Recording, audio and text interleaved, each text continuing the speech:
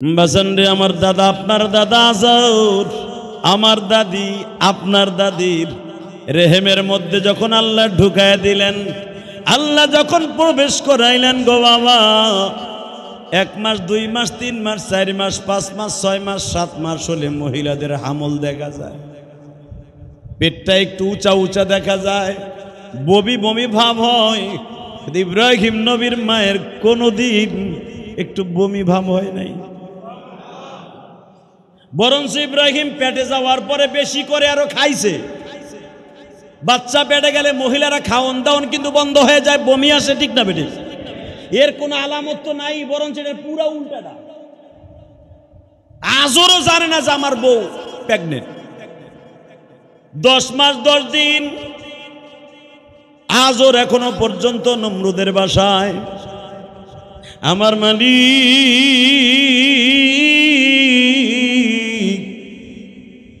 ডেকে ডেকে বলে, আজরের বিবি রে উম্মে ইব্রাহিম, আমার খলিল আজকে আসবে, তোর বাসায় যদি জন্ম দেস তোর স্বামী মাইরে ফেলবে, বাসায় জন্ম দেয়া যাবে না। মা কারে কয় রে বন্ধু, মা তার জীবনকে বাজি রাইখা একটা সন্তানকে দুনিয়ায় আনে, ঠিক না বেটি? 10 মাস 10 দিন পেটে বাচ্চা, স্বামীর কাছেও কয় নাই, কারণ ইব্রাহিমের মা জানে যদি আমার এই নিষ্ঠুর স্বামীর আজর জানতে পারে আমার পেটের বাচ্চা নষ্ট করে ফেলবে, অথবা নমরুদ্দার কাছে যে বলবে আমার বাচ্চা যে কোনো ভাবে হোক নষ্ট করে দিবে। মা বলে নাই গো, রাত 4টার সময় ইব্রাহিম নবীর মা উম্মে ইব্রাহিম চলে গেলেন পাহাড়ের গুহায়, যে দেখে এত সুন্দর একটা আরামের গুহা, তার বাড়ির থেকে বাজান 13 কিলোমিটার দূর। একটা মহিলা শীতের রজনীতে হেঁটে হেঁটে পাহাড়ের গুহায় অবস্থান করলেন, ওখানে ইব্রাহিমকে প্রসব করলেন। পৃথিবীতে কয়েকটা নারী সন্তান প্রসব করতে যাই 1 ফোঁটা রক্ত বের হয় নাই, 1 ফোঁটা রক্ত বের হয় নাই, তার ভিতরে ইব্রাহিম নবীর মা। আরো জোরে বলেন, নেফাসের 1 ফোঁটা রক্ত দুনিয়ায় বের হয় নাই ইব্রাহিম নবীর মায়ের।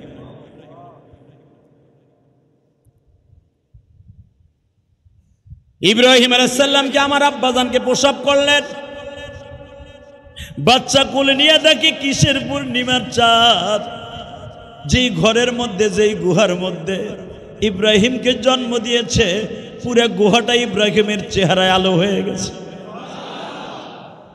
আর মাত্র কয়েক মিনিট কথা বলবো, চোখের পানি ছেড়ে দিবেন।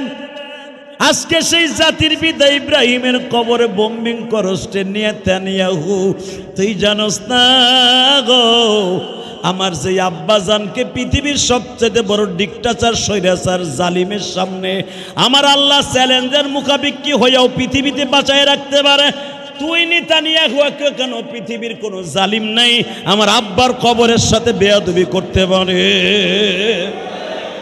প্রমাণ করে দে। জাতির পিতা ইব্রাহিম জন্মের পরেই মা মাত্র 2-1 ফোঁটা দুধ পান করাইছে, কপালে আর 2 চোখে চুবা দিয়া বলে, বাবা গো তুই কি পোড়া কপাল নিয়ে আসলি, তোর মতো পোড়া কপাল এই তুরস্ক, মিশর, আজারবাইজান, ইথিওপিয়ায় জন্ম নেয় নিল না। বাবা দুনিয়ার নিয়ম হলো তোর মতো বাচ্চা যদি কোনো রাজ পরিবারে জন্ম নিত, তোর চাইতে এত আদর পৃথিবীতে কেউ পাইত না, কিন্তু তোর পোড়া কপাল আমি তোরে রাইখা ফজরের আগেই চলে যেতে হবে। যদি বেলা উঠিয়া যায় আমি ধরা খেয়ে যাব, তোরা মেরে ফেলবি। 10 মাস 10 দিন ধরে পেটে বোঝা বইছে, আমার সামনে তোরে কেউ মেরে ফেলুক, আমি মা কোনোদিন সহ্য করতে পারব না। থাক বাবা, ঘুমার আমি ঘুমা। আল্লাহর খলিল ইব্রাহিম পাহাড়ের গুহায় ঘুমায় গো বাবা। বাচ্চাদের দুধের তৃষ্ণা লাগলে আপনাদের জানা আছে, জোরে জোরে আওয়াজ দেয়। আমার আল্লাহ ওই পাহাড়ের সমস্ত বাঘ ভাল্লুকরে বলে দিলেন, আমার ইব্রাহিম এই গুহার মধ্যে বড় হবে গো, আমার ইব্রাহিমকে তোরা পাহারা দিবি। সূরা আরাফের মধ্যে আসছে, ডাইরেক্ট কোরআন শরীফের আয়াত। ইব্রাহিম আলাইহিস সালামের মা মাঝে মাঝে আসতেন, এসে দেখতেন ইব্রাহিম এই আঙ্গুলটা গালের মধ্যে দিছে, ইব্রাহিমের গালের থেকে মধুর ঘেরান আসে। ইব্রাহিমের এই আঙ্গুলটা গালের মধ্যে দিছে, দুধের ঘেরান আসে। কে করে দিয়েছে? জোরে বলেন, কে দিয়েছে? এক আঙ্গুল থেকে মধু বের হয়, আর এক আঙ্গুল থেকে দুধ পানি দুটাই বের হয়। আমার আব্বা, আপনার আব্বা ইব্রাহিম মার স্তনে শুধু একদিন দুধ পান করছে। কেউ বলে 7 থেকে 8 দিন দুধ পান করছে। 7 বছর পর্যন্ত পাহাড়ের গুহায়, সূরা আরাফের মধ্যে আসছে। 7 বছর বয়সে যে দেখে ইব্রাহিমের মা, ইব্রাহিম গুহায় নাই। বাবা কই গেছিলা? মা গেছিলাম চন্দ্রের দিকে তাকাইয়া তারে আল্লাহ বলছিলাম, সূর্যের দিকে তাকাই আল্লাহ বলছিলাম, পাহাড়ের দিকে তাকাই আল্লাহ বলছিলাম। দেখলাম সব কিছু মা ধ্বংস হয়ে যাবে। কুল্লু মান আলাইহা ফান ওয়া ইয়াবকা ওয়াজহু রাব্বিকা যুল জালালি ওয়াল ইকরাম। মা আমি আজ থেকে সিদ্ধান্ত নিয়েছি কি, ইন্নী ওয়াজ্জাহতু ওয়াজহিয়া লিল্লাযী ফাতারাস সামাওয়াতি ওয়াল আরদা হানিফা ওয়া মা আনা মিনাল মুশরিকিন। এটা ইব্রাহিম আলাইহিস সালামের দোয়া। লা ইলাহা ইল্লাল্লাহু মুহাম্মাদুর রাসূলুল্লাহ।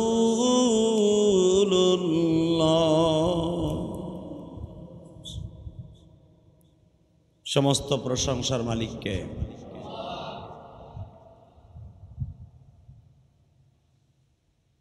আল্লাহ শব্দ যখন উচ্চারণ করব, মনের থেকে, দিলের থেকে খুব জোরে সোরে উচ্চারণ করব। রেজেক দাতাকে, হায়াত দাতাকে, সুস্থ রাখার মালিককে, অসুস্থ রাখার মালিক ওই আল্লাহর প্রশংসা। বলেন তো দেখি আলহামদুলিল্লাহ। আল্লাহ সুবহানাহু ওয়া তাআলা আমাদেরকে এই তীব্র গরমের মধ্যেও সুস্থ রেখে তার ঘরে জুমার নামাজ পড়ার জন্য আসার তৌফিক দান করেছেন।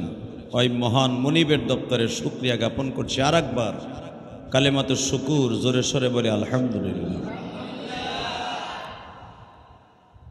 আল্লাহ, হাজিরা এখন বাইতুল্লাহর চারপাশে জমা হচ্ছে। আমাদের দেশের এখন 12:30, সৌদি আরব এখন 9:30।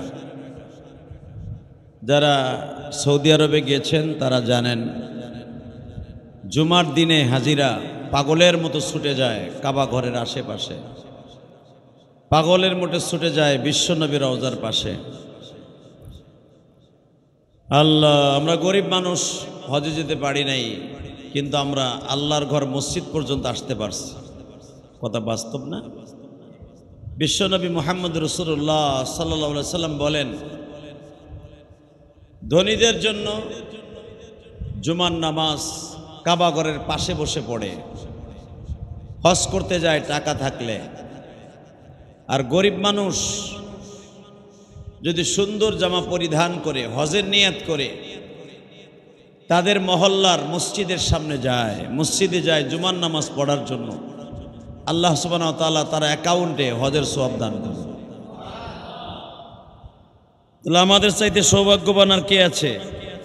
6 লক্ষ 7 লক্ষ টাকা খরচ করে বাইতুল্লাহর পাশে হজ করতে গেছে হাজিরা। আর আমরা বাসার থেকে বের হয়ে মসজিদ পর্যন্ত আসছি। আল্লাহ আমাদের গরিব মানুষ হিসাবে এবং আপনার আমার গরিবের হজ এত কবুলিয়াতের শর্তর পরে হয়েছে। ধনীর হজের মধ্যে যদি টাকা 1 টাকা ভেজাল থাকে হজ কবুল হবে না। কারো হক যদি মেরে কারো হকের টাকা হাজির টাকার মধ্যে থাকে 100 বার যদি হজ করে হজ কবুল হবে না। হালাকে গরিব মানুষ হজের নিয়ত করে যদি বাসার থেকে বের হয়ে জুমার নামাজ পড়তে যায় তার হজ ডাইরেক্ট কবুল হবে। আরো জোরে কোন, আরো জোরে। রসুলের যুগে একজন সাহাবী ছিলেন, নাম ছিল তলহা ইবনে বুরাইদা। জোরে কোন মারহাবা। নাম কি? তলহা ইবনে বুরাইদা। বয়স ছিল মাত্র 9 বছর। এই তলহার বয়স 9 বছর। বাবার সাথে জুমার নামাজ পড়তে আসতেন 9 বছর বয়স। তার বাবার নাম ছিল বুরাইদা, ছেলের নাম তলহা। সৌদি আরবে এখনো পর্যন্ত বাবার নামের সাথে ছেলের নাম অ্যাডজাস্ট করে তারা ডাকে। যেরকম ভাবে হযরত ওমর রাদিয়াল্লাহু তাআলার ছেলে আব্দুল্লাহ ইবনে ওমর, আব্দুল্লাহ ইবনে আবু বকর, এইভাবেই তো ডাকা হয়। ওমর ইবনে খাত্তাব বলে না? বাপের নামের সাথে ছেলের নাম। ছেলের পরিচয় বাপের পরিচয়, বাপের পরিচয় ছেলের পরিচয়। আর আমাদের যুগে বাপ বেটার পরিচয় দিতে চায় না, বেটাই বাপের পরিচয় দেয় না। কথা ঠিক না বেঠিক? বাপ যদি মোটামুটি টাকার মালিক হয়ে যায়, দেখবেন ছেলে যদি অন্যরকম স্টাইলে চলাফেরা করে, দেখবেন বাপ তারে পরিচয় দিতে চায় না, বলে যে ওটা আমার পোলাই না। ঠিক না বেঠিক? আবার যদি ছেলে বড়লোক হয়ে যায়, বাপ যদি গরিব থাকে, দেখবেন কিছু কুলাঙ্গার ছেলে মেয়ে আছে, তারা বাপরে পরিচয় দিতে চায় না। আছে না নাই?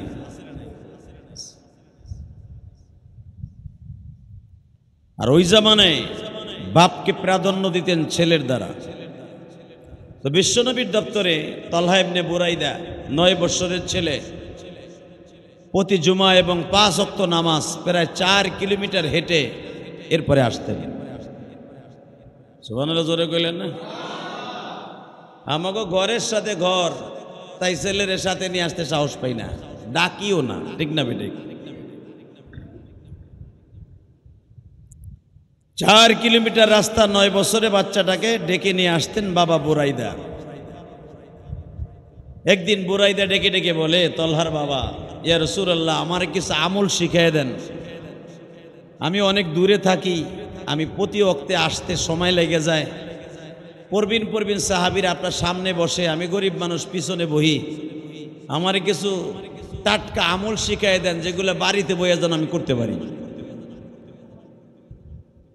আমার বিশ্বনবী বললেন, বুরাইদা, এইভাবে এইভাবে ভেবে আমলগুলো করবা। নবী 4-5টা আমল শিখিয়ে দিলেন। বুরাইদার ছেলে 9 বছরের ছেলে তলহা বলতেছে, আব্বা,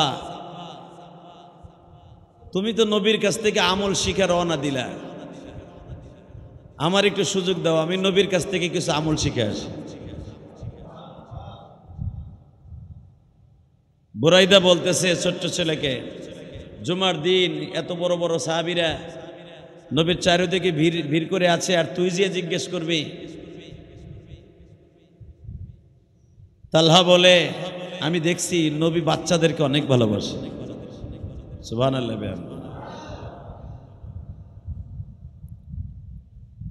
বুরাইদা বলতেছে, যায় দেখ নবী তোরে পাত্তা দেয় কিনা। তালহা বলতেছে, দেখো নবী আমার অনেক ভালোবাসবে, আমিও নবীর অনেক ভালোবাসি, নবীও আমার অনেক ভালোবাসে। বাবা বুরাইদা বললেন, ঠিক আছে, যে দেখ বিশ্ব নবী তোকে কতটুকু লাইক করে। তালহা পাগলের মতো দৌড়ে আসছে, নবী গো, আমার বাবারে দেখলাম আপনি কয়েকটা আমল শিখায় দিলেন। আমি 9 বছরের, আমার নাম তলহা। নবী বলে আমি তোমার নামটা জানি, বলো তোমার কি দরকার। নবী আমার বাবারে কয়েকটা আমল শিখায় দিলেন। আমি ছোট্ট মানুষ, আমার কি পছন্দ হয় না, আমি ছোট্ট বিদায় ভাইবেন না আমি আমল করতে পারবো না, আমারও কিছু আমল শিখায় দেন। বিশ্বনবী বললেন তোমার আমল শিখাই দেব, তুমি কি আমার কথা রাখতে পারবা? ছোট্ট মানুষ। আল্লাহ বললেন নবীজি আপনি একবার পরীক্ষা করেই দেখেন আপনার কথারে আমি কত মান্য করি। সুবহানাল্লাহ। আপনি আমল তো পরের ব্যাপার, আপনি আমার একটা পরীক্ষা করে দেখেন আমি 9 বছরের তলহা হতে পারি, আপনার কথার আমি কত প্রাধান্য দেই, আমি আপনার কথাকে কত দামি মনে করি। বিশ্বনবী বললেন তাহলে কি একটা পরীক্ষা করব? করো। এই যে তরবারিটা নাও, নিলাম, তোমার বাবার মাথাটা কাইটে লয়ে আসো। সুবহানাল্লাহ বললেন। এটা যদি আমার পোলারে বলতো, আমার পোলায় বলতো আগে আপনারটা কাইটে দেখি কাটে কিনা, ধার আছে কিনা তরবারিতে, কথা ঠিক না বেঠিক? যে আপনি কিসের নবী, আমার বাপের মাথা কাটতে কোন, আপনি কিসের হুজুর, আপনি বাপরে মারতে কোন? তালহা বললেন দেন তরবারি। তরবারি নিয়ে এমন জোরে দৌড় মেরেছে বাবার মাথা কাটার জন্য। বাবার কাছাকাছি যাইবার পরে বিশ্বনবী ডাক দিয়েছে তলহা রে, আমি নবী কাটতে বলেছিলাম, আমি নবী আবার তোমার রিটার্ন আসতে বলছি। রিটার্ন আয়। তলহা আবার তরবারি নিয়ে পাগলের মতো দৌড়ে আসছে বিশ্বনবীর সামনে। বিশ্বনবী জিজ্ঞেস করে তলহা আমি নবী এই জন্য দুনিয়া আসি নাই, হারানো সন্তানরে বাবার কোলে ফিরাই দিতে আসছি, বাবার কোল থেকে সন্তানরে ছিনাই নিতে আসি।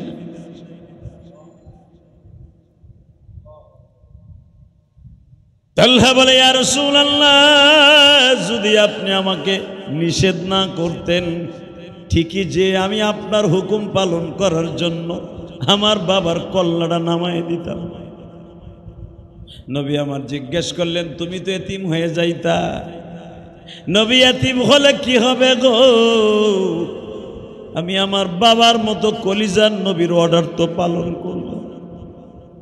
কারণ আপনি একদিন জুমায় আজকে বলেছিলেন লা ইউমিনু আহাদুকুম হাত্তা আকুনা আহাব্বা ইলাইহি মিন ওয়ালিদিহি ওয়া ওয়ালাদিহি ওয়ান নাসি আজমাইন। আপনি তো আজকের জুমায় কইলেন ওই পর্যন্ত তুমি মুসলমান না যেই পর্যন্ত আমি নবীরে ভালোবাসবা না, আমার ইত্তেবা করবা না, তোমার মা বাবা ছেলে মেয়ে স্ত্রী পুত্র ওয়ান্নাসি আজমাইন সারা দুনিয়ার মানুষের দিকে, সারা দুনিয়ার মানুষের সামনে যদি আমার বাবারই যদি আমি জবাই দিতে না পারি নবীর কথা শুনিয়া, তাহলে আমি কিসের প্রেমিক? নবী আমার তলহারে বুকের মধ্যে নিয়ে বলেন তলহা তুই ইন্টারভিউতে পাস করছস। জোরে জোরে জোরে জোরে আরো জোরে। 3টার বুথে pass, A plus golden A plus পাইছ।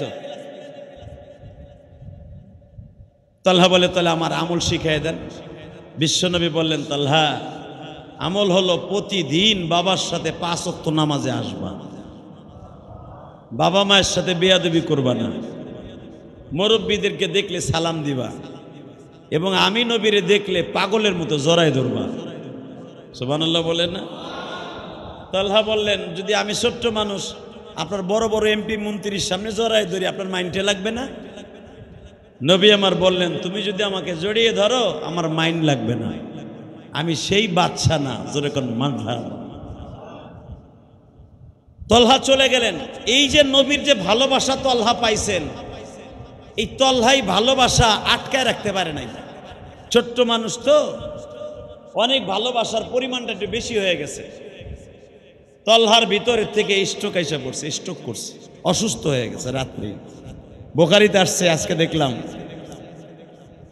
তালহা ইবনে বুরাইদা রাত্রি অসুস্থ হয়ে গেছে। অসুস্থর খবর আস্তে আস্তে বেড়ে যাচ্ছে, মৃত্যুর শয্যায় সজ্জিত। বিশ্বনবীর কানে খবর গেল, ইয়া রাসূলুল্লাহ, আপনি যারা আমল শিখাই দিয়েছিলেন তলহা ছোট্ট, যে আপনার কথা শুনে বাবার মাথা কাটতে গেছিল, আবার আপনার কথা শুনে রিটার্ন আসছিল, আপনার এত ভালোবাসে, সেই ছেলেটা অনেক অসুস্থ, মনে হয় বাঁচবো না। অনেক জ্বর, অত্যন্ত জ্বর, 104-এর উপরে জ্বর। এই 3 দিন ধরে জ্বর থামে না। বুরাইদার এই দাওয়াত শুনে বিশ্বনবী পাগলের মতো ছুটে গেলেন সাহাবীদেরকে নিয়ে। যে দেখে বুরাইদা বেহুশ হয়ে পড়ে আছে জ্বরে, শরীর কাঁপতাছে। আনাস ইবনে মালিক বলেন, বিশ্বনবীর সাথে আমরা ছিলাম। নবী তলহারে বুকের মধ্যে নিয়ে 2 গালে চুমা দেয়, কপালে চুমা দেয়। তলহা বলে, ইয়া রাসূলুল্লাহ, যদি আমি মারা যাই আপনি আমার জানাজায় আইয়েন। আরো জোরে কোন, আরো জোরে। নবীও বলে ফেললেন, যদি আমার কানে খবর যায়, আমি যত ব্যস্ত থাকি, যদি মদিনায় থাকি, তোর জানাজায় আমি আমব। নবীর এই কথা বলে বিদায় দিয়ে দিলেন। তলহা ছটফট করতেছে, তলহা ইবনে বুরাইদা ছটফট করতেছে, মৃত্যুর যন্ত্রণায় ছটফট করতেছে।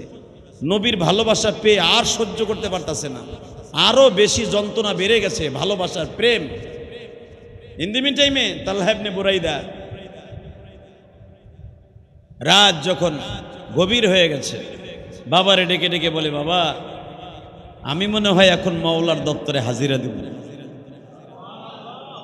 কিন্তু আমার সাথে একটা ওয়াদা দাও, আমি যদি এই রাত্রে মারা যাই, রাত্রে মারা গেলে আমারে রাত্রেই দাফন করে দিবা, বেশি লোক ডাকতে হবে না, আমার বাপ চাচা যারা আছে এদেরকে ডাইকা জানাজা করে আমার কবরে রেখে দিবা। তা তুই যে নবীর সাথে ওয়াদা দিলি, তুই মারা গেলে তোর জানাজায় নবী আসবে। আব্বা, যদি রাত্রে আমি মারা যাই, তাহলে আমার নবীরে খবর দেওয়ার দরকার নেই। যদি আমি দিনে মারা যাই, তাহলে আমার নবীরে এনে আমার জানাজা দিয়ে দিই। আল্লাহর কি কুদরত! কথা বলতে বলতে তলহা বিদায় নিয়ে চলে গেছে। বাজানরে, তলহা যখন বিদায় নিয়ে গেলেন, বাবা কান্দে। কেন? মৃত্যু ব্যক্তির ওসিয়াত পালন করা ওয়াজিব, এটা মাসলা। রাতারাতির ভিতরে, মাত্র 1 ঘন্টার ভিতরে বাবা ফজরের আগেই তলহাকে বাবা দাফন করে দিলেন। এক রাওয়ায়াত আসছে 12 দিন হয়ে গেছে, আর এক রাওয়ায়াত আসছে 2 সপ্তাহ। নবী ছোট্ট বাচ্চা অবাক, তলহারে না দেখে বুরাইদারে ডেকে ডেকে বলে, বুরাইদা, মসজিদে নববীর খুঁটির নিচে বসে কাঁদছ।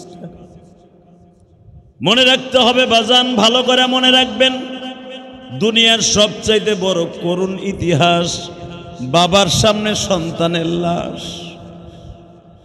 যার ছোট্টকালে সন্তান মারা গেছে, ওই বাবাই বুঝতে পারে সন্তানের কি যন্ত্রণা। মসজিদের কোনায় বসে নীরবে বুরাইদা কান্দে গো। নবী বুরাইদারে একদিন হঠাৎ করে দেখে আসরের রক্তে ডাক দেয়া বলে, বুরাইদা, তলহা কই? বুরাইদা একটা চিৎকার মেরে বলে, ইয়া রাসূলুল্লাহ, আপনার কলিজার টুকরা তলহা আর দুনিয়ায় নাই। কবে তলহা মারা গেছে? নবী, আপনি যেদিন দেখতে গেছেন, ওদিনকায় ভালোবাসায় তার কলিজাটারে ঝাঁঝরা করে দিচ্ছে, ওই রাত্রেই মারা গেছে। আমারে খবর দিলে না কেন? নবী, আপনারে খবর দিব, মৃত ব্যক্তির ওসিয়ত পালন করা ওয়াজিব। তলহার সাথে ওয়াদা ছিল, যদি আমি রাত্রে মারা যাই গো বাবা, খবরদার আমার নবীরে তুমি ডাকবে না। আমি জিজ্ঞাসা করছিলাম, কেন নবীরে ডাকবো না? বাবা গো, নবীরে যদি ডাক দাও, আর আমার নবী যদি আমার জানাজায় আসতে যায় মুনাফিকদের ষড়যন্ত্রের শিকার হয়ে যায়, আমি আমার মওলার কাছে কি জবাব দিব? আমার নবী আমার জানাজায় আসতে যে রাত্রে মুনাফিকরা নবীর অ্যাটাক করে, নবীরে যদি গুপ্ত হত্যা করার জন্য তারা ডাল সরকি নিয়ে নাস্তায় নামে গো, আমি আমার মওলার কাছে যাই কি জবাব দিব? আমি ওটা সহ্য করতে পারবো না গো বাবা। নবীর ভালোবাসা নিয়ে বিদায় নিলাম গো বাবা।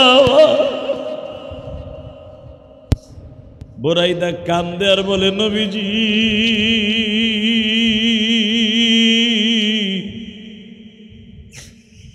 আজকে 12 দিন হয়ে গেল আমি আব্বা ডাক শুনিনি।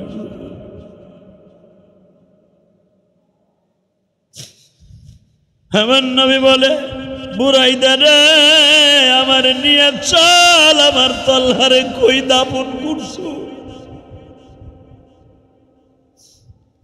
আমি আজকেও হাদিসে দেখলাম বাবা, বিশ্ব নবী তলহার কবরের কাছে 802টা গেড়ে দিলে। কবরের মাটি ধরে বলে, তলহা রে আমি দেখতাছি তুই আরামে ঘুমাইতাছু, আমি নবী তোর কবরের পাশে থাইকা বেশি ডিস্টার্ব করব না, তুই আরামে ঘুমা। আমি কিয়ামতের মাঠে তোরে ডাইকে উঠাবো, আমি কিয়ামতের মাঠে তোরে ডাইকে উঠাবো, কিয়ামতের মাঠে আমি তোর ঘুম ভাঙ্গাবো। তলহা কিয়ামতের আগে তোর ঘুম আর ভাঙবে না রে তলহা।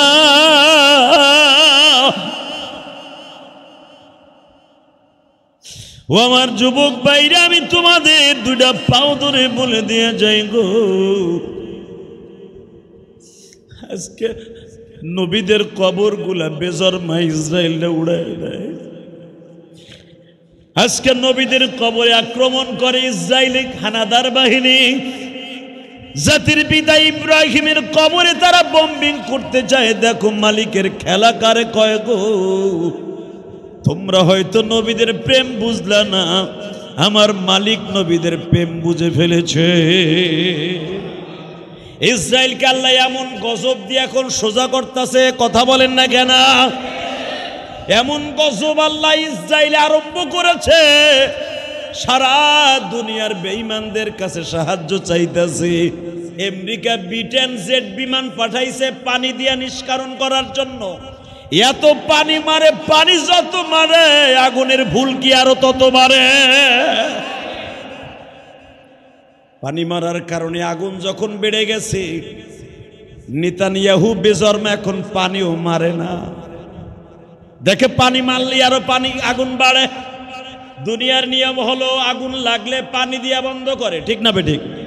আর পানি লাগলে পারে। এটা আবার কেমন আগুন? এটা মানুষে লাগায় নাই নেতানিয়াহু, এটা তোর বোমার আগুন না, এটা আমার মাবুদের মিসাইলের আগুন। এই আগুন নিবাইবার মতো ক্ষমতা তোর কেন পৃথিবীর কারোই নাই। এই আগুন যদি আল্লাহ আস্তে আস্তে নিবায় তাহলে নিমবে, ঠিক না বেঠিক? জোরে বলো। কারণ তুই নেতানিয়াহু গত সপ্তাহ, তার 3 সপ্তাহ আগে তুই ইব্রাহিম নবীর কবরের পাশে বম্বিং করছস, মাজারে এক অংশ ভেঙে দিয়েছস তুই ইব্রাহিম নবীর। তুই কি জানোস ইব্রাহিম আলাইহিস সালামের জীবনী? وَإِذْ يَرْفَعُ إِبْرَاهِيمُ الْقَوَاعِدَ مِنَ الْبَيْتِ وَإِسْمَاعِيلُ। জোরে জোরে জোরে জোরে। ربنا تقبل منا إنك أنت السميع العليم। নেতানিয়াহু, আমার আব্বাজান ইব্রাহিম সম্পর্কে তোর কি জানা আছে? ইব্রাহিম আলাইহিস সালামের কলিজার টুকরা সন্তান, বাপ বেটার কবর একই জায়গায়। ইসহাক নবীর সম্পর্কে তোর কি জানা আছে বদমাইশ? আজকে তুই তাদের কবরের সাথে বেয়াদবি করস। চাচা মুদিকেও বলবো, আকাডা মুদি, তোমার দেশও বহুত নবীর কবর আছে, কথা বলেন না কেন? গুজরাটে কয়েকজন নবীর কবর আছে, অল দিল্লি নিউ দিল্লিতে অনেক নবীর কবর আছে। কেউ কেউ বলেন নূহ নবীর কবর দিল্লিতে, কেউ কেউ বলেন উজাইর আলাইহিস সালামের কবর দিল্লিতে। এতগুলা নবীর কবর যদি দিল্লিতে হয়, এই ভারতের নাম কিন্তু ভারত না, এটার নাম বিশ্ব নবীর রাখা, আদম নবীর রাখা হিন্দুস্তান। আল্লাহু আকবার জোরে বলতে পারলেন না? পাকিস্তান, উজবেকিস্তান, আফগানিস্তান, হিন্দুস্তান, এটা নবীদের রাখা নাম। কারণ আমার নবী বলেছিলেন একদিন এই ভারত থেকে, এই হিন্দুস্তান থেকে একটা যুদ্ধ হবে, এই যুদ্ধে যারা অংশগ্রহণ করবে তারা সবাই জান্নাতি হতে পারে। সেই যুদ্ধ শুরু হয়ে গেছে। আকাডার গোষ্ঠী বিএসএফ রে পাকিস্তানিরা এমন মাইর মারতাছে সকালের থেকে, দেখে আসলাম। কুত্তা যেমনে পিড়ায় হেমনে পিড়াইতেছে। আল্লাহু আকবার জোরে বলতে পারে না? অন্তত 1500 বর্ডার গার্ড বিএসএফ রে পাকিস্তানি আর্মিরা ধইরা, আমাকে দেশে দেখেন নাই শস্য উড়াইয়া জমির থেকে শস্যের পালা দেখছেন? শস্য কেমনে বাইন্দা লয়ে যায়? শস্য বান্দার মতো বাইন্দা ঘাড়ে করে পাকিস্তান লয়ে যাইতেছে বর্ডারের থেকে। আল্লাহু আকবার জোরে বলতে পারল না? যুদ্ধ আমরা বাংলাদেশিরা চাই না, কেন আমরা পাকিস্তানিদেরকে এই দেশ থেকে কুকুরের মতো মাইরা তারাই, সেটাও ঠিক আছে, কথা বলেন না কেন? ওরা যে আমাদের দেশের বন্ধু তাও না, কিন্তু অল মুসলিমুনা মিল্লা ওয়াহিদ, মুসলমান হিসাবে আমরা সব এক ভাই, কথা বলেন না কেন? যদি পাকিস্তানিওয়ালাদের একটা লাশ পড়ে তখন আর ভারতের পক্ষে আমাদের কোনো মায়া থাকবে না, কারণ তারা আমার মুসলমান, কথা ঠিক না ঠিক? যেরকম ফিলিস্তিনের জন্য চিৎকার মেরে মেরে দোয়া করি, আন্দোলন করি, ভারতের বিরুদ্ধে আন্দোলন করব, ঠিক না ঠিক? জোরে বলেন। আর ভারত আমাদের বন্ধু না, এটা সবাই জানে। ওই আকাডা মোদি 1971 সালে আমাদের বন্ধু ছিলেন না, হয়তো মামু বাড়ি খালো বাড়ি যাদের তাদের সাথে থাকতে পারে, কিন্তু আমরা এটা জানি, কোরআন শরীফের দিক দিয়ে আমরা জানি আল মুশরিকিনা বাজ আলাল বাস। আল্লাহ কোরআনে বলেছে আদুব্বি ওয়া আদুব্বাকুম, এক হিন্দু আর এক হিন্দুর বন্ধু মুসলমানের শত্রু। আমি আল্লাহর শত্রু, আল্লাহ নিজে বলেছে। কোরআনের দিক থেকে তাকাইলে যতই আমার দেশের বন্ধু সে দেখাক না কেন, সে আমার কোরআনের দৃষ্টিকোণ থেকে সে আমার শত্রু, কথা বলেন না কেন? আর সে কে এমনি আমার বন্ধু হয়? তার দেশে আমার কলিজার টুকরা মুসলমান ভাইদের বাড়ি ঘর মসজিদ মাদ্রাসাগুলা আগুন দিয়ে জ্বালায় দিচ্ছে, কথা ঠিক না ঠিক? সে বন্ধু হয় কেমন? তারে যারা বন্ধু মনে করবা, আমি মনে করবো সে আমার দেশের শত্রু। ভালো করে বুঝবেন, কোরআনকে বন্ধু বানান। কোরআনে বলেছে সে আমার শত্রু, সে আমার বন্ধু হয় কেমনে? ঠিক না ঠিক? খুব আনন্দ লাগছে, দেখলাম বিএসএফ রে ধরে ধরে সরিষার মতো পিডাইয়া পিডাইয়া, শস্য পিডানের মতো কলই যেমনে পিডাইয়া এমনি পিডাইয়া বাইন্দা লয়ে যাইতেছে। আলহামদুলিল্লাহ, আলহামদুলিল্লাহ বলতে পারলেন না? কারণ আকাডার গোষ্ঠী ওরা মরার ভয় পায়, মুসলমান কোনোদিন মরার ভয় পায় না। কথা বাস্তব না অবাস্তব? তার জ্বলন্ত প্রমাণ কয়েকদিন আগে দেখেন নাই? বিএসএফ ঢুকছিল আমাকে বাংলাদেশ একটু মাতবাড়ি করার লেগে, একজন কৃষকরে ধরার লেগে। আমার দেশের বর্ডার গার্ড বিজেপি এমন মাইট দিছে, পরে টানতে টানতে কলার ধরে নিয়ে আসা দেশে, পরে বাপ কইয়া পাও জড়াই দিছে, তারপরও সারে নাই। পরে কলার ধরে ভিতরে লই আইছে, বুঝাই দিছে ভাবিস না যে তোকে আর ভয় পাই, তোর একটা মারবি তোকে 10টা মারবো, কথা ঠিক না বে ঠিক? কেনই জানেন? যখন কোনো মানুষ মৃত্যুর আর ভয় পায় না, তখন দুনিয়ার কোনো দিন কোনো সৃষ্টিজীব তার কোনো ক্ষতি করতে পারে না। এটা আমার আল্লাহর খেলা, কথা ঠিক না বে ঠিক? আল্লাহর কাছে দোয়া করেন জোরে কেন আমিন।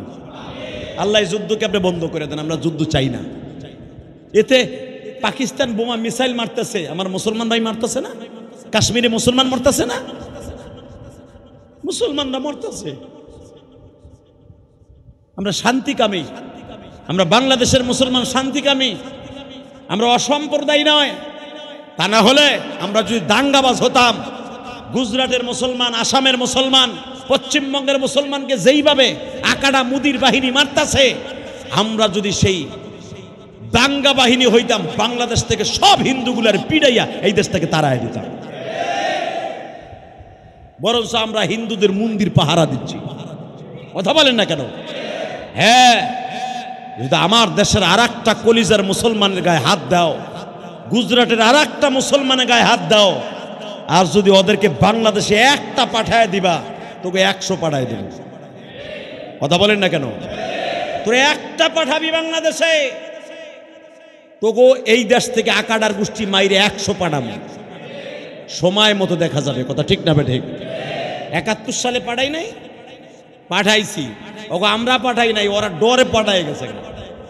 আমাকে পাঠার লাগে নাই, ওরা এমনি গেছে গা। অতএব আমরা বাংলাদেশিরা কোনোদিন যুদ্ধ চাই না।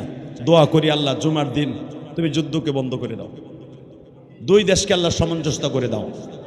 আল্লাহ দুই দেশের ভিতর সবরে জামিল এখতিয়ার করার তৌফিক দাও।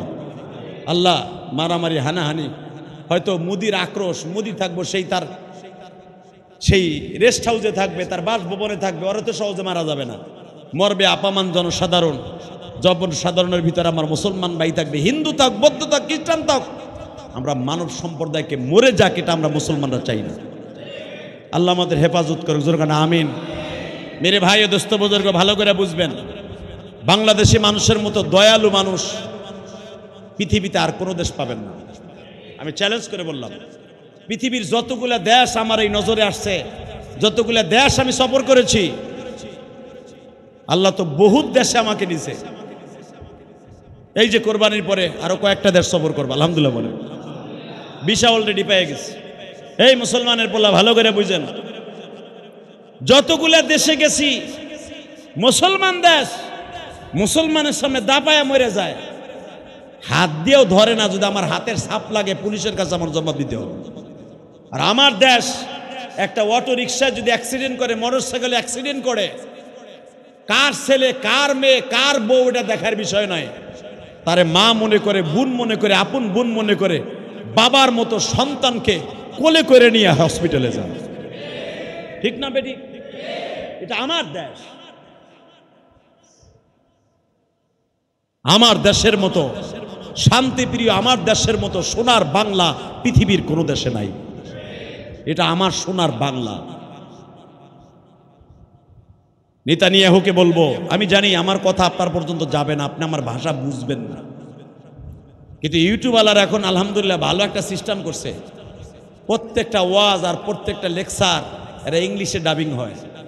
দেখবেন ইংলিশে কিন্তু কথাগুলো উঠে। এটা ইউটিউবওয়ালারা করছে, আমেরিকান এই বদমাশগুলো করছে, যেন দেখবেন আমাদের ওয়াজগুলা কিন্তু এখন ইউটিউবে ছাড়ার সাথে সাথে ইংলিশে ট্রান্সলেশন হয়।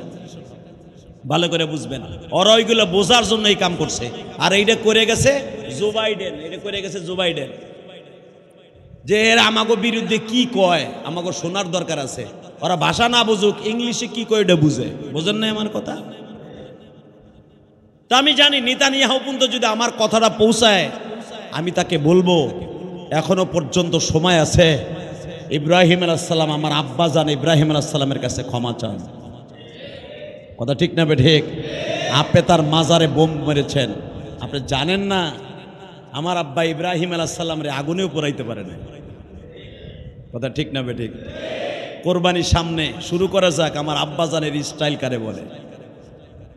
450 বছর রাজত্ব করলো নমরুদ। হঠাৎ একদিন তার কানে ইনফরমেশন আসলো, আপনি যে আল্লাহ দাবি করে ফেলেছেন, আপনার তখতে তাউসকে ধ্বংস করে দেওয়ার জন্য ইব্রাহিম নামে একটা বালক জন্ম নিচ্ছে। হ্যাঁ সুবহানাল্লাহ, বাইতে যে কই, হ্যাঁ জোরে কন, আরো জোরে। প্রত্যেকটা কথার আওয়াজ দিবেন, মনে হবে সত্যিকার আপনি ইব্রাহিম নবীর সন্তান। আর আব্বার কথা শুনে যদি পোলারা জোরে আওয়াজ না দেয়, মনে করবে এটা হেটটা পোলা, ওরা ফুটটা পোলা, ওটা বদমাইশ পোলা। হ্যাঁ আওয়াজ আসলো ইব্রাহিম নামে, মিল্লাত আবিকুম ইব্রাহিম, হুয়া সাম্মাকুমুল মুসলিমিন, সারা দুনিয়ার ভিতরে বিস্ফোরণ ঘটাই দেবে, আসতেছে একটা বোমা। নমরুদকে এই বোমা আবার 450 বছর আমি রাজত্ব করতেছি, আনা রব্বুকুমুল আলা, আমি সবচেয়ে বড় খোদা, এর ভিতরে আবার একটা বোমা আসবে, এটার নাম কি? কয় মিল্লাতা আবিকুম ইব্রাহিম হুয়া সাম্মাকুমুল মুসলিমিন মিন ক্বাবলু ওয়া ফি হাযা লিয়াকুনার রাসূল। সে আসবে সারা দুনিয়ার মুসলমানের জাতির পিতা হইয়া, সে আসবে রসুল হইয়া, সে আসবে আল্লাহর বন্ধু হইয়া, তার নাম থাকবে খলিলুল্লাহ। নমরুদ কয়ে এর আসতে দেয়া যাবে না। কেমনে? সর্বপ্রথম একবারে ফ্যামিলি প্ল্যানিং চালু করলো, একবারে প্রথম জন্ম নিয়ন্ত্রণ বোঝেন তো, সরকার প্রতিটা সরকার যেই ক্ষমতায় হে চান্দু বলে দেয়, নমরুদদের মতো জীবনে প্রথম এই ফ্যামিলি বাচ্চা বন্ধ করার সিস্টেম চালু করছে নমরুদরা। বোঝেন না আমার কথা? সর্বপ্রথম বাচ্চা হিসাবে বাচ্চা বন্ধ করার জন্ম নিয়ন্ত্রণ প্রথম চালু করছে নমরুদ। এটার 1 নাম্বার পটাক হলো নমরুদদার। আমাদের দেশের সরকার প্রথম আইসেই বলে একটা ছেলে হোক মেয়ে হোক, 2টা হইলে যথেষ্ট, তাই না? এটা বলে না? দেখবেন 5 টাকার কয়েলের ভিতরেও 1 টাকার কয়েলের ভিতরে এটা লেখা আছে ছেলে হোক মেয়ে হইল 2টা হইলে যথেষ্ট। এখন আবার শুনতাছি একটা হইলে যথেষ্ট, 2 দিন পরে কইব লাগবই না, মগামুগি হইয়া থাকলেই যথেষ্ট। কথা কর না কেন? জন্ম নিয়ন্ত্রণ করতে হবে, আর এটা সর্বপ্রথম করছে নমরুদদা। নমরুদ বলে দিছে জন্ম নিয়ন্ত্রণ কেমনে? ইব্রাহিম কবে আসবে? 1 বছরের ভিতরে আসবে। 1 বছর পর্যন্ত কোনো পুরুষ তার বউর কাছে যাইতে পারবে না, টোটাল বন্ধ। জন্ম নিয়ন্ত্রণ করো। প্রত্যেকটা মোড়ে মহল্লায় রাস্তায় পুলিশ ছিল ধরেন 5 লাখ, পুলিশ করলো সেখানে 1 কোটি। প্রত্যেক বাড়ির জন্য পুলিশ নিযুক্ত করা হলো।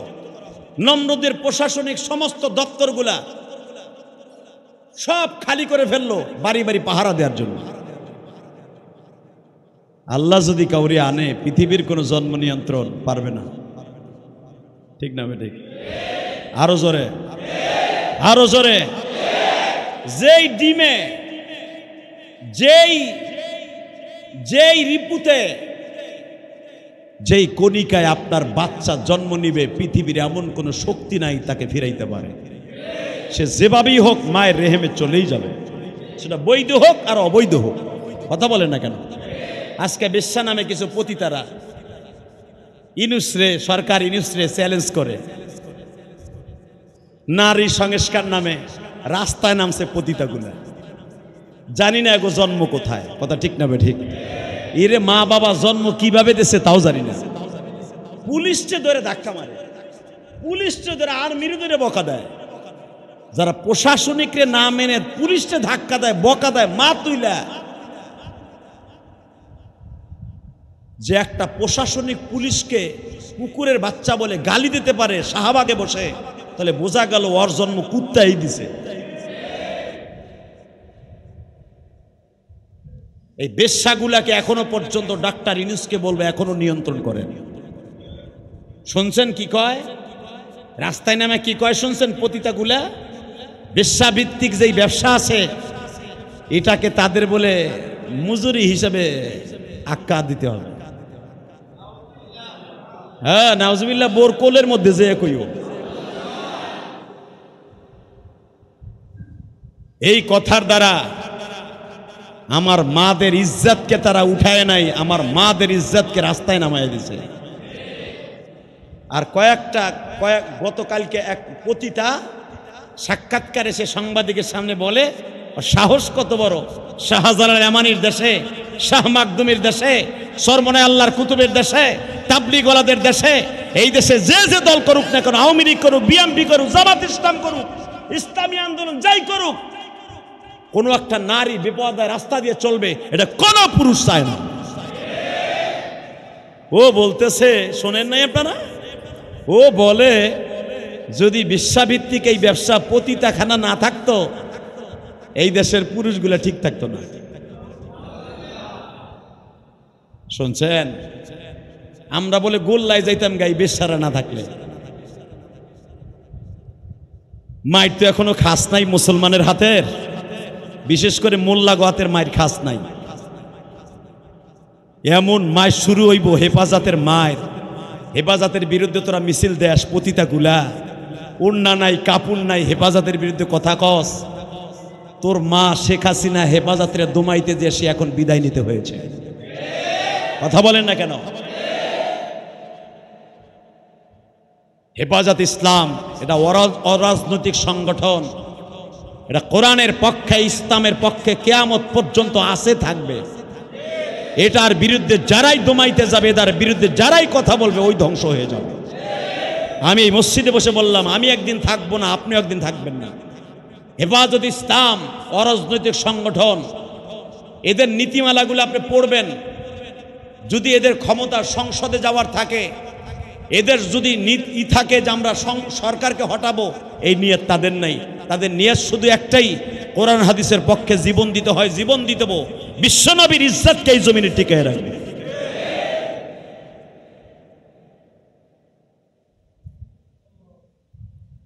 তাহলে আপনারা চান না যেই নারীগুলা নারী সংস্কারের নামে বেহায়াপনা ছড়াইতে চাচ্ছে, এটা ইউনূস সরকার যদি বাস্তবে আনে, ইউনূস সরকারের পতন অতি তাড়াতাড়ি হয়ে যাবে। আর এটাকে প্রমোট করতেছে বাহিরের থেকে, বাহিরের এই আকাড়া মুদি। কারণ ওর দেশে তো প্রত্যেক মোড়ে মোড়ে আমি দেখেছি, দিল্লি, ওল্ড দিল্লি, নিউ দিল্লি, আসামে, বিশেষ করে পশ্চিমবঙ্গে, কলকাতায় মোড়ে মোড়ে ওদের পতিতাখানা। ওই আকাড়া চাইতেছে আমার বাংলাদেশে ওই রকম করতে, এই জন্যই তো এদেরকে নামাই দিচ্ছে। কথা ঠিক না বেঠিক? আল্লাহ আমার দেশকে আপনি হেফাজত করেন, এই গজব থেকে হেফাজত করেন, এই গজব থেকে হেফাজত করেন। আমার আব্বাজান বন্ধ হয়ে গেল, কোনো পুরুষ যেতে পারবে না বিবির কাছে। আল্লাহর কি কুদরত! আপনার আমার দাদি অর্থাৎ আজরের বিবি, যেরকম মারহাবা। আমার আব্বা যদি ইব্রাহিম হয়, আপনার আব্বা ইব্রাহিম হয়, তার মা আপনার কি লাগে? না হেরো মা কইবেন? আপনার আমার দাদি আজরের স্ত্রী, ওয়াইদ ক্বালা ইব্রাহিমু লিআবিহি আজার। আল্লাহ কোরআনে বলেন, ইব্রাহিম আলাইহিস সালামের বাবা আজার যেই রাত্রে ইব্রাহিম আলাইহিস সালাম তার মায়ের রেহেমে যাবে, বাবার মধ্যে এত কাম উত্তেজনা আল্লাহ সৃষ্টি করে দিলেন, তার মায়ের ভিতরেও আল্লাহ সৃষ্টি করে দিলেন। কারণ আজকে আমার আব্বাজান মায়ের রেহেমে যাবেন। নমরুদের সবচেয়ে বড় দেহরক্ষী, বডিগার্ড, খোদার বডিগার্ড, সে হলো ইব্রাহিমের বাবা। সুবহানাল্লাহ বলেন না? ইব্রাহিমের আব্বা নমরুদের বডিগার্ড, হাত পাও চাইপা দেয়, চুল টাইনা দেয়, দাড়ি চুলকায় দেয়, হাত পান লক কাইটা দেয়। আজর একবারে কাছের বডিগার্ড। বডিগার্ড মানে কি? সবসময় বডির কাছেই থাকে। আর সকালবেলা ঘুমের থেকে উঠলে একটা স্বর্ণের মূর্তি তার চোখের সামনে ধরতো, সেইভাবে ধরে বলতো, নমায়ন গগায়ন ঈশ্বর হরিপদ মহামানায়ং পাদং পাদং ফং ফং ফং। এটা নমরুদ্দে কইতো যে খোদারে হাতে কইরা যে পাদং পাদং পং পং পং। সকালবেলা উঠলেই তো স্বর্ণের মূর্তিটা ধরতে হইব নমরুদ্দের সামনে। আল্লাহ রাব্বুল আলামিন ইব্রাহিম আলাইহিস সালামের বাবা আজরের মধ্যে এমন কাম উত্তেজনা আল্লাহ সৃষ্টি করে দিলেন, খোদারে থুইয়া দুইজন ডাবল খোদারে থুইছে। এক খোদা তো আর এক খোদারে সেজদা দেয়, বুঝেন নাই? নমরুদ্দা যারে সেজদা দেয় ওইটা এক খোদা না, ওইটা হলো নমরুদের খোদা, ওটা হলো ডাবল খোদা। ওই ডাবল খোদা রিডাবল খোদারে থুইয়া নমরুদের পাশে ঘুম পড়াই থুইয়া, দোনো খোদারে ঘুম পড়াই থুইয়া সে গেছে আমার আব্বাজানকে দুনিয়া আনার জন্য মায়ের কাছে। আরো জোরে কোন? আপনার আমার দাদির কাছে গেছে। মাত্র 8 থেকে 10 মিনিটের ভিতরে আমার আল্লাহ আমার আব্বাকে মায়ের রেহেমে ঢুকাই দিলেন। আজর আয়া পড়ছে, আই আবার খোদা হাতে করে খাড়াই দিয়েছে। সকালে উঠলে বলে, আজকে এত ঘুমের রিল্যাক্সে ঘুম হলো কেন রে? এতদিন তো ঘুম হয় না। ইব্রাহিম আলাইহিস সালামের আব্বা আজর বলে, আমি তো ঘুমাইতে পারি সারা রাত, আপনি তো ঘুমাইতেছেন, আপনার খেদমত করছি তো আপনি ঘুমাই গেছেন গা। বাসন রে আমার দাদা, আপনার দাদা আজর, আমার দাদি আপনার দাদির রেহেমের মধ্যে যখন আল্লাহ ঢুকায় দিলেন, আল্লাহ যখন প্রবেশ করাইলেন গো বাবা, 1 মাস 2 মাস 3 মাস 4 মাস 5 মাস 6 মাস 7 মাস হলে মহিলাদের হামল দেখা যায়, পেটটা একটু উঁচা উঁচা দেখা যায়, বমি বমি ভাব হয়।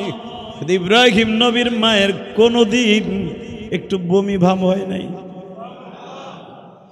বরঞ্চ ইব্রাহিম পেটে যাওয়ার পরে বেশি করে আরো খাইছে। বাচ্চা পেটে গেলে মহিলারা খাওন দাওন কিন্তু বন্ধ হয়ে যায়, বমি আসে, ঠিক না বেটি? এর কোনো আলামত তো নাই, বরঞ্চ এটা পুরো উল্টাটা। আজরও জানে না যে আমার বউ প্রেগনেন্ট। 10 মাস 10 দিন আজর এখনো পর্যন্ত নমরুদের বাসায়। আমার মালিক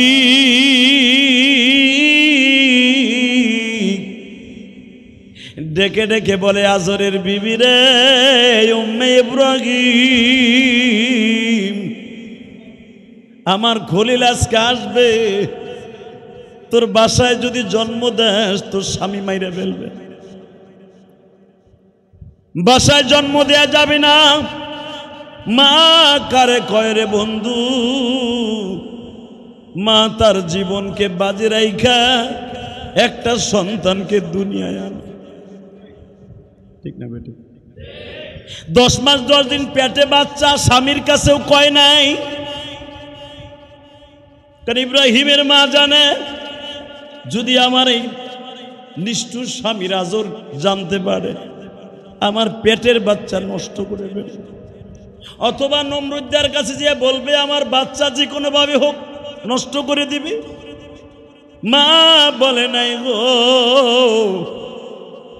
রাত 4টার সময় ইব্রাহিম নবীর মা উম্মে ইব্রাহিম চলে গেলেন পাহাড়ের গুহায়, যে দেখে এত সুন্দর একটা আরামের গুহা, তার বাড়ির থেকে বাজান 13 কিলোমিটার দূর। একটা মহিলা শীতের রজনীতে হেঁটে হেঁটে পাহাড়ের গুহায় অবস্থান করলেন, ওখানে ইব্রাহিমকে প্রসব করলেন। পৃথিবীতে কয়েকটা নারী সন্তান প্রসব করতে যাই 1 ফোঁটা রক্ত বের হয় নাই, 1 ফোঁটা রক্ত বের হয় নাই, তার ভিতরে ইব্রাহিম নবীর মা। আরো জোরে বলেন, নিফাসের 1 ফোঁটা রক্ত দুনিয়ায় বের হয় নাই ইব্রাহিম নবীর মায়ের।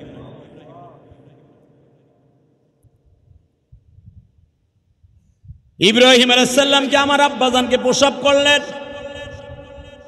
বাচ্চা কোলে নিয়ে দেখি কিসের পূর্ণিমার চাঁদ, যেই ঘরের মধ্যে যেই গুহার মধ্যে ইব্রাহিমকে জন্ম দিয়েছে পুরো গুহাটা ইব্রাহিমের চেহারায় আলো হয়ে গেছে। আর মাত্র কয়েক মিনিট কথা বলবো, চোখের পানি ছেড়ে দিবেন। আজকে সেই জাতির পিতা ইব্রাহিমের কবরে বোম্বিং করছে নেতানিয়াহু। তুই জানোস না গো, আমার সেই আব্বাজানকে পৃথিবীর সবচেয়ে বড় ডিক্টাচার স্বৈরাচার জালিমের সামনে আমার আল্লাহ চ্যালেঞ্জের মুখাপেক্ষী হয়েও পৃথিবীতে বাঁচায় রাখতে পারে। তুই নেতানিয়াহু কেন? পৃথিবীর কোনো জালিম নাই আমার আব্বার কবরের সাথে বেয়াদবি করতে পারে। প্রমাণ করে দে। জাতির পিতা ইব্রাহিম জন্মের পরেই মা মাত্র 2-1 ফোঁটা দুধ পান করাইছে।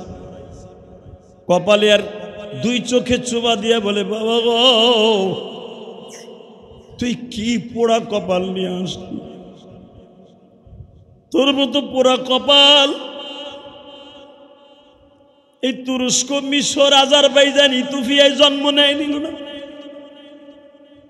বাবা। দুনিয়ার নিয়ম হলো তোর মতো বাচ্চা যদি কোনো রাজ পরিবারে জন্ম নিত, তোর চাইতে এত আদর পৃথিবীতে কেউ পাইত না।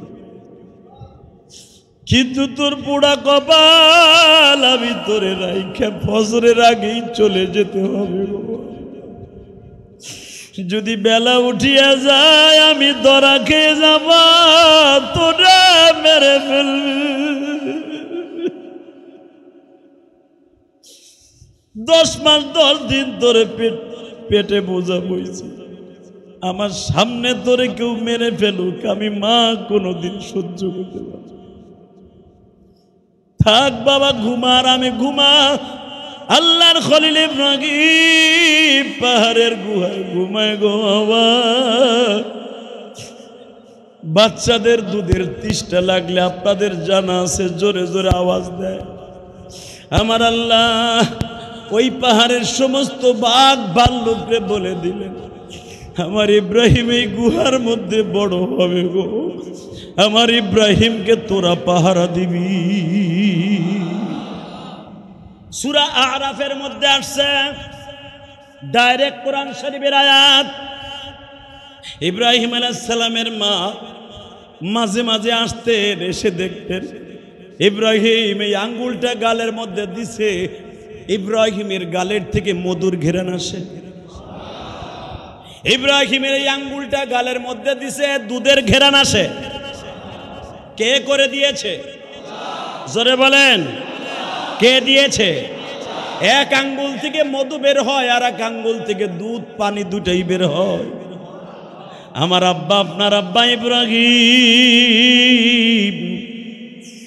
মার স্তনে শুধু একদিন দুধ পান করছে। কেউ বলে 7 থেকে 8 দিন দুধ পান করছে। 7 বছর পর্যন্ত পাহাড়ের গুহায়, সূরা আরাফের মধ্যে আসছে। 7 বছর বয়সে যে দেখে ইব্রাহিমের মা, ইব্রাহিম গুহায় নাই। বাবা কই গেছিলা? মা গেছিলাম চন্দ্রের দিকে তাকাইয়া তারে আল্লাহ বলছিলাম, সূর্যের দিকে তাকাই আল্লাহ বলছিলাম, পাহাড়ের দিকে তাকাই আল্লাহ বলছিলাম। দেখলাম সব কিছু মা ধ্বংস হয়ে যাবে। কুল্লু মান আলাইহা ফান ওয়া ইয়াবকা ওয়াজহু রাব্বিকা যুল জালালি ওয়াল ইকরাম। মা আমি আজ থেকে সিদ্ধান্ত নিয়েছি কি, ইন্নী ওয়াজ্জাহতু ওয়াজহিয়া লিল্লাযী ফাতারাস সামাওয়াতি ওয়াল আরদা হানিফা ওয়া মা আনা মিনাল মুশরিকিন। এটা ইব্রাহিম আলাইহিস সালামের দোয়া। এটা আপনারা বানাইছেন যায় নামাজের দোয়া। মিয়া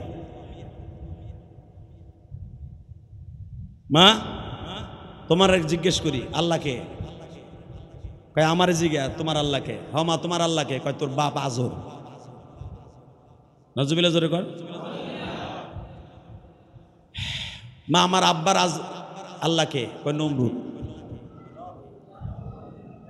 মা নমরুদের আল্লাহকে।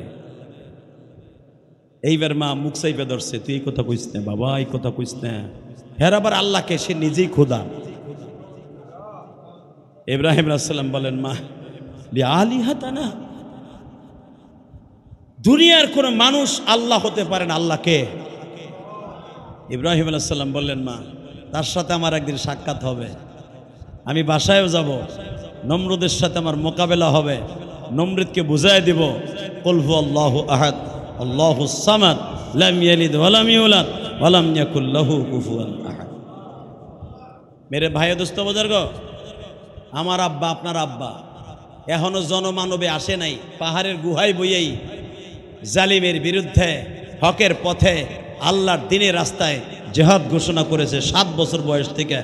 আমরাও তার সন্তান হয়ে যে কোনো মুহূর্তে কোরআনের পক্ষে, আল্লাহর পক্ষে, নবীর পক্ষে, ইসলামের পক্ষে যে কোনো মুহূর্তে জিহাদের ডাক আসতে প্রস্তুত আছি না নাই? ইনশাআল্লাহ বলেন রাজি আছি না নাই? বলা যায় না, বলা যাচ্ছে না।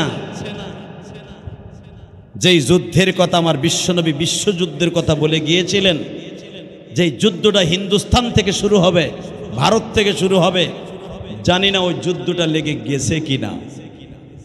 যদি লেগেই যায়, কারণ চায়নাও বলেছে, রাশিয়াও বলেছে, তুরস্কও বলেছে পাকিস্তানের সাথে আছি।